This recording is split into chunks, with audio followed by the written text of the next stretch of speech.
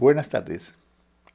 Estimados colegas, seguimos ambientando el contexto de la base para hacer análisis financiero. Un tema muy especial es que el sistema de contabilidad ha estado desconectado y conectado al mismo tiempo. Miremos a ver. Una forma de explicar o hacer un símil para explicar la desconexión y posterior conexión entre el estatuto tributario y el marco conceptual es una transmisión de un motor eléctrico, donde la palanca del cambio nos permite optar por una conexión o una desconexión de la caja de cambios con el motor eléctrico. El Instituto Nacional de Contadores Públicos, 70 años de actividad profesional o actividad académica, dice que en nuestro proceso contable en Colombia está desconectado y conectado al mismo tiempo.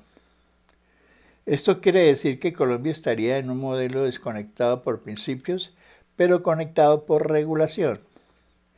La relación entre la contabilidad y los impuestos es claro, que los dos tienen diferentes objetivos, son sujetos a diferentes reglas y sirven para diferentes propósitos, mientras que el objetivo de la contabilidad financiera es proveer información a varios usuarios para mejorar la toma de decisiones. Esto está referido por el punto 1, el profesor Luis Eduardo Olaya de la Universidad Pontificia Javeriana.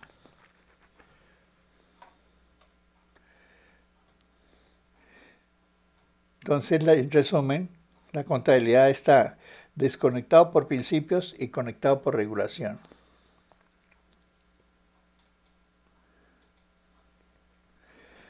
Siempre me gustan las figuras para explicar estos sistemas.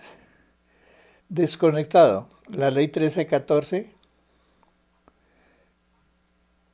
decreto 2270 del 2019. Desconectado,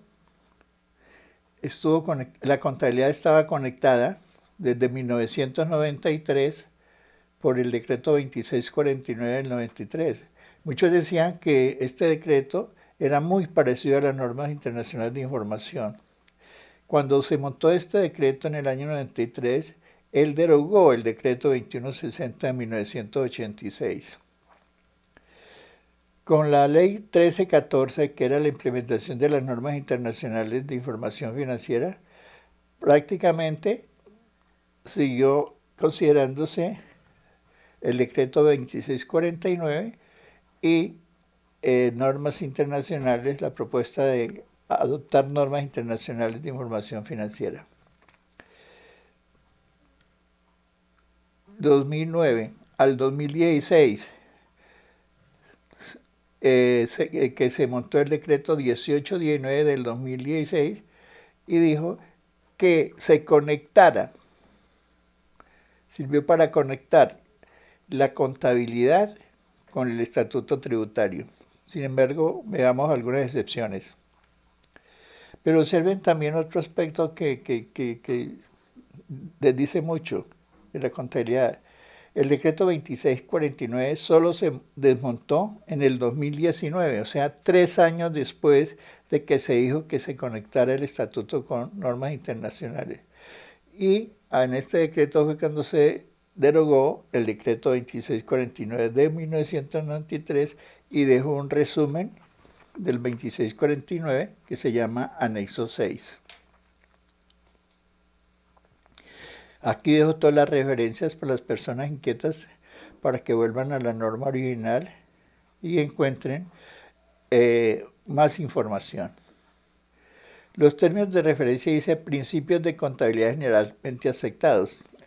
Estos principios se han tomado de la ley 43 y dice que por principios o normas de contabilidad generalmente aceptados en Colombia, el conjunto de conceptos básicos y reglas que deben ser observados en la contabilidad.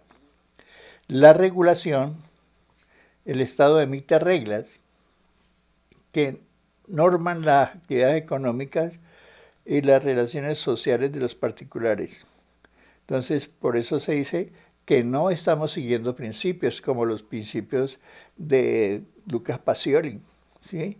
La partida doble y otros que se montaron en esa época, que son los primeros conceptos sobre la contabilidad. Aquí hay dos referencias, la 2 y la 3, la pueden ver usted en el slash de referencias. El reconocimiento y medición de acuerdo al marco técnico normativo contable. Entonces, ya comienza el Estatuto Tributario a dar conceptos para la determinación del impuesto sobre la renta y complementarios en el valor de los activos pasivos, patrimonio, ingresos, costos y gastos. Los sujetos pasivos de este impuesto obligados a llevar contabilidad aplicarán los sistemas de reconocimiento y medición de conformidad con los marcos técnicos normativos contables vigentes en Colombia. En todo caso, la ley tributaria puede disponer de forma expresa un tratamiento diferente de conformidad con el artículo 4 de la ley 1314 del 2009. O sea, a pesar de que la contabilidad de normas internacionales es autónoma, también lo es la autónoma las normas tributarias, porque en cualquier momento se desprende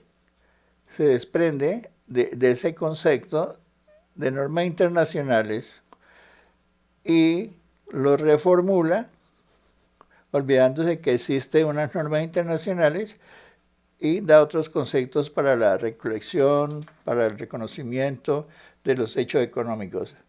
Y esto es muy loable. Porque siempre el Estado estará velando por el recaudo, por el control de la evasión tributaria.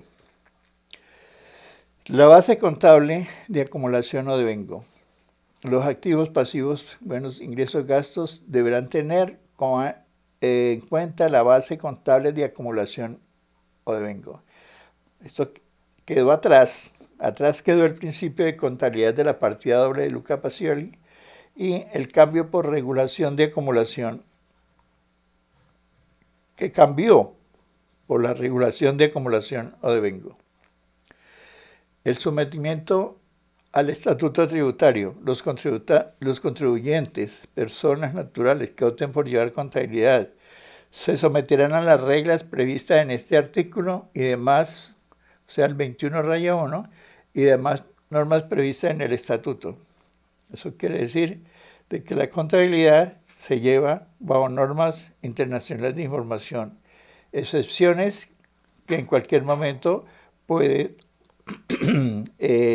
editar o legislar el estatuto tributario. Las sociedades de personas jurídicas sometidas. Para efectos fiscales, todas las sociedades y personas jurídicas, incluso estando en liquidación o disolución, estarán obligados a seguir lo previsto en este estatuto. Bueno, aquí le dejo una referencia número 5 que la pueden consultar para ustedes ampliar este artículo 21-1, donde se conecta las normas internacionales con el estatuto tributario. Observemos algunas desconexiones. El estado de disolución y liquidación no está en las NIT-PYMES. Las valuaciones de valor presente según el estatuto se reconocen al costo, precio de adquisición o valor. O sea, no se reconoce, las normas internacionales lo reconocen a valor presente. La compra de mercancía y venta con pago aplazado según el estatuto se registra el costo. En las normas internacionales es diferente. El interés implícito y explícito se registran iguales fiscalmente. En normas internacionales tienen diferenciación del proceso contable. El método de costo amortizado se registrará el costo. La diferencia en cambio extranjero no se tiene en cuenta en la parte fiscal. Los valores en bolsa no se tienen en cuenta en la base fiscal. La revaluación de la propiedad, planta y equipo. No tienen en cuenta solamente cuando se disponga del bien y se realicen las utilidades.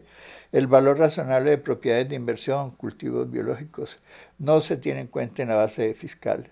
El deterioro no se tiene en cuenta, tanto de las carteras como los inventarios, solo se tiene en cuenta en la parte fiscal las provisiones. Conclusiones.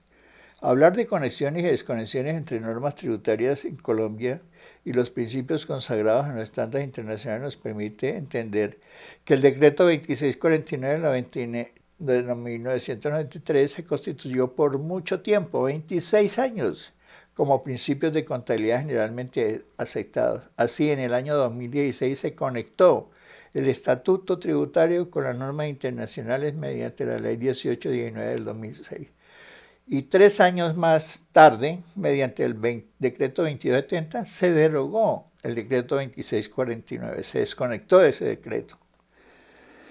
No es raro encontrar contabilidades bajo el imperio de unos principios generalmente aceptados que no existen.